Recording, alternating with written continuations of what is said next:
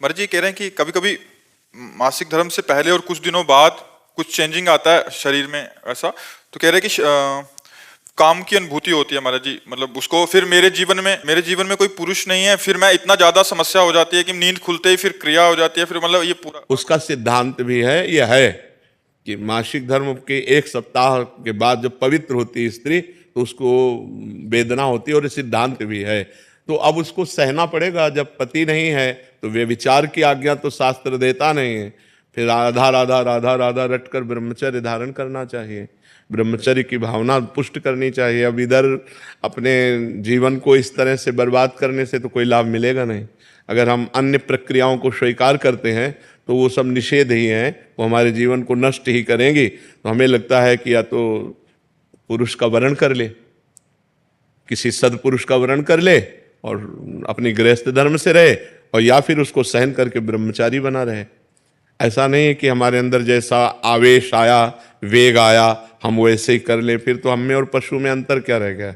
हम मनुष्य हैं, वेग आता है, राधा राधा राधा राधा, शांत भाव, कोई क्रिया नहीं करनी, कोई बस 2-4 दिन में शांत हो गया। अगर हम अभ्यास करें तो 2 मिनट में शांत हो जाए। ठीक तब होता है जब ज्ञान हो जाता है। तो खूब भजन करो, ब्रह्मचर्य से रहो, भगवान से रो, कोई इधर उधर की क्रियाएं मत करो। और आजकल जैसे व्यवहार हो रहे हैं कि आज इस पुरुष से कल उस पुरुष से, ये मतलब बहुत गंदी बात है और इससे दुर्गति प्राप्त हो जाएगी। इसमें धर्म नहीं है, बिल्कुल पाप ही पाप आचरण है। बहुत संभल के, बहुत सावधानी से कदम बढ़ाओ, जिंदगी कहीं खतरे में न पड़ जाए। अगर ब्याह नहीं करना तो ब्रह्मचर्य से रहो, ब्याह करना है तो किसी अच्छे पुरुष का भगवान से प्रार्थना करके, देख समझ करके उसको तब, शरीर को तब देना चाहिए जब आजीवन के लिए व्यवहार हो जाए। शरीर को नहीं देना चाहिए। हम दोस्ती कर सकते हैं, व्यवहार कर सकते हैं, लेकिन व्यभिचार नहीं कर सकते। हम तब तक शरीर को नहीं देंगे जब तक आप हमारी परीक्षा में पास नहीं हो जाओगे। खूब देख समझ करके, सुनकर, और जब शरीर दे देंगे तो आजीवन के लिए दे देंगे। ये डिवोर्स फिवोर्स ये हमारे सनातन धर्म में नहीं है।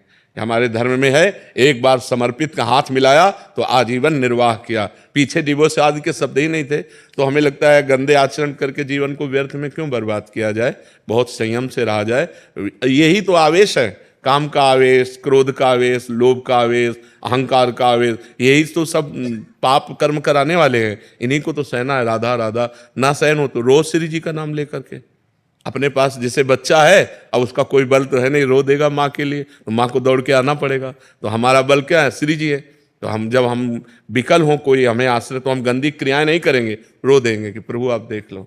वो जहाँ रो दिया तो ऐसा संभाल देंगे कि आजीवन संभल जाओगे। बहुत अच्छे बच्चे हो, अपनी बात कह रहे हो तो इस बात को समझो, इधर उधर की चेष्टाओं में मत फंसना। पुरुष का वरण करो तो देख समझ के वरण करो, एक बार वरण करो तो आजीवन उसका वरण करो। ये जो आजकल चल रहा है ना, बहुत गंदा चल रहा है, बहुत गंदा चल रहा है।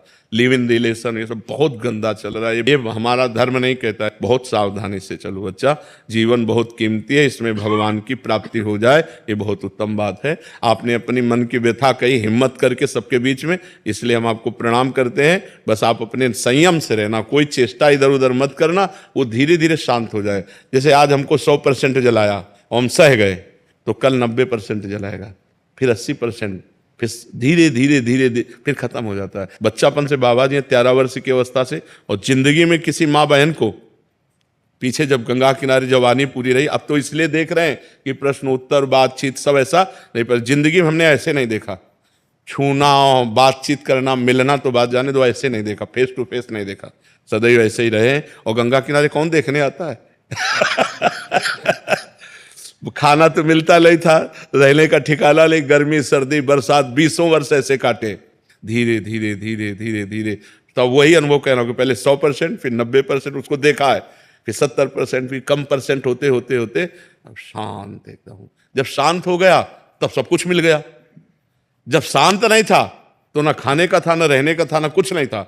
और जब इच्छा नहीं है तो दुनिया की चीजें तो हम इसलिए कहते हैं कि धैर्यपूर्वक सहो, ये सहना तुम्हें महान बना देगा।